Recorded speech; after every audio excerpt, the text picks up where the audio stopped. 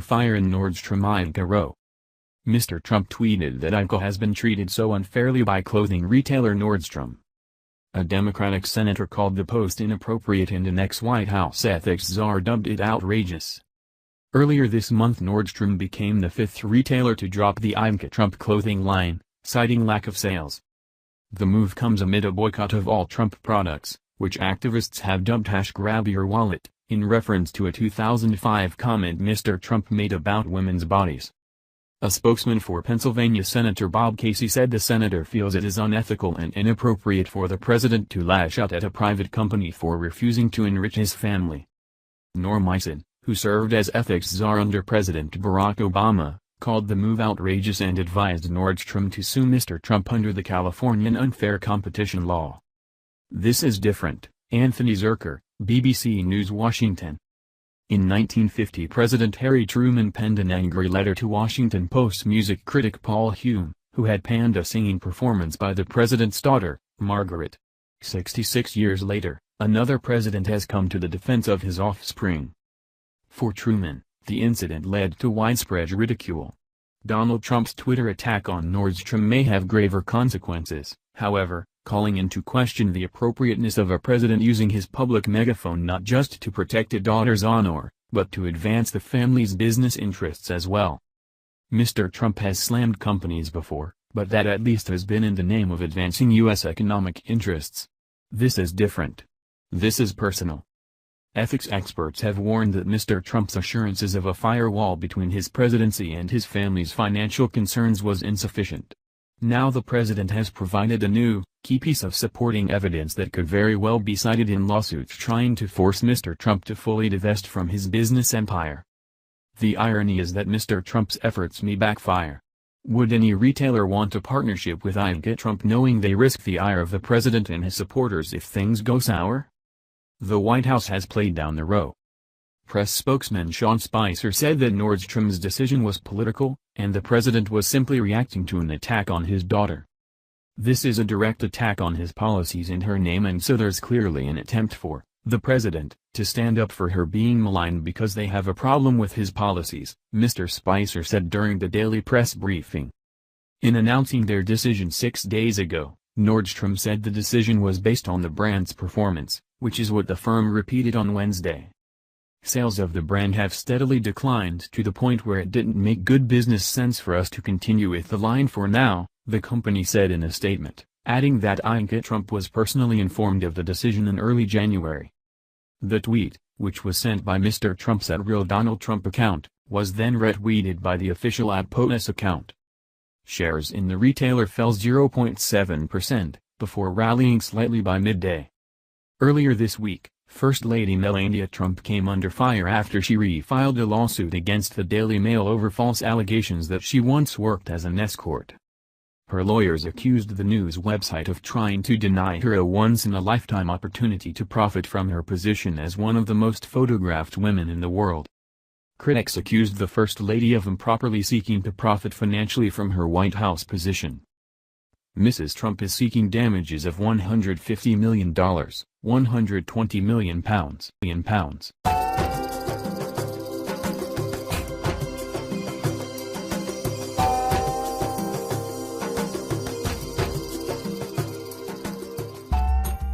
Dropped Ivanka Trump's product line today, and Donald Trump, President Donald Trump, tweeted out @RealDonaldTrump and, through his POTUS account, the official White House president's account, something along the lines of Nordstrom dropped my daughter's product line because of political beliefs. They're trying to punish her, political retribution for my policy, my immigration order, my executive order. And like always, the media is hyperventilating. Now, a few things about this. I love it when I hear people on TV talk about POTUS, @POTUS,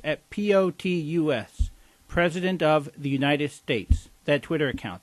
How it's a taxpayer-funded Twitter account. I mean, they're saying it on CNN and MSNBC. Well, he's tweeting from a taxpayer-funded Twitter account. Oh, my God, that's so horrible. Wait a minute. Taxpayer-funded Twitter account? Hello? Twitter is free. It's free.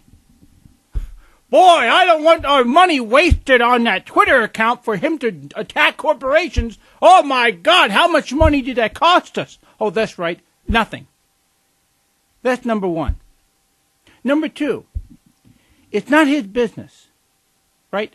This is not him tweeting out about his own business. Now, the media trying to make it appear that way. He's not separating himself from his business interests. No, he's not. But that's not what this is about. This is about Ivanka business interests. Ivanka's business interests. We have two people here. Donald Trump, and he has some business interests, and Ivanka Trump, his daughter. You know, the one that he says has nice tits? And she has business interests. They are separate. Separate. Two people, two businesses, two products line. And he's tweeting, Donald Trump, about Ivanka, her business. So there's no business interests connecting his comments to his finances. It's his daughter's finances. And this is not unprecedented. It's not unprecedented. Harry Truman, his daughter, whose name I can't recall at the moment, but his daughter was interested in theater, and she was an actress. And there was a editor. You can go look it up on any of the websites out there. The history is about it, is out there on it. One of the critics, an editor for a newspaper, essentially wrote an editorial about how she sucked at theater. And Truman came out to say he wished he could punch the guy right in the nose. Now, he was the president at the time. He was speaking, while in office, about the business interests of his daughter. Oh, my God, that's so objectionable. But the media has to understand. When you're running for office or you're in office, you don't divest yourself of your family, of your daughter, of your son, of your wife, of your kids, of your grandkids. You still have interests. I didn't hear the media criticizing Barack Obama for attacking oil companies and banks and investors and people who manage 401k programs. And, the list goes on and on and on. Fast food restaurants, on down the line. Not because of his own business interests, or not because of the business interests of his daughters, but because of his own personal beliefs. Not out of some belief that his daughters were being punished for his actions. No. No. Not out of the love a father has for his daughters or his son, in making sure they have a fair chance at life. No. None of that. Barack Obama attacked those businesses because he just didn't like them. That, to me, is much more of a threat than a father in the White House sticking up for his daughter. And is she being punished politically? Is this political retribution for her father's position? I have no idea. Frankly, that doesn't matter to me. Now, if Donald Trump tweeted about his own business interests, then we would have a problem. And we're going to have a problem anyways, because the guy won't divest himself of his business interests. This is going to continue to be a problem. But not this time. This time, it's about, focused again, Ivanka's business interests, not Donald Trump's business interests. And when you're the father of a daughter, you have an interest in sticking up for them. I'm sorry that Wolf Blitzer and Jake Tapper and Don Lennon, the racial race baiter on CNN, and all the people on MSNBC, and Juan Williams, for that matter, don't understand that proposition. God, wouldn't you hate to be one of their kids? Jim Lockwood.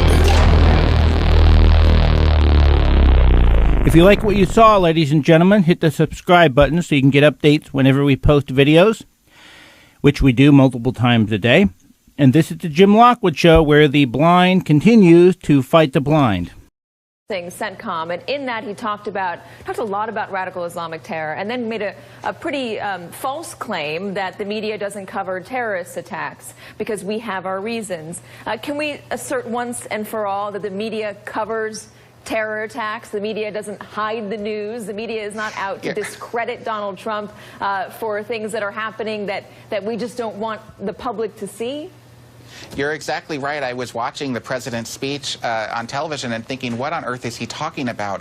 Of course we cover terrorist attacks. It's sort of one of the biggest news stories every time it happens around the world. So, I don't know where he gets his information. In his speech, we should note he did not mention any examples. There was no evidence that the media is somehow ignoring terrorist attacks in an effort to collude with ISIS or whatever he's imagining. We do cover terrorist attacks.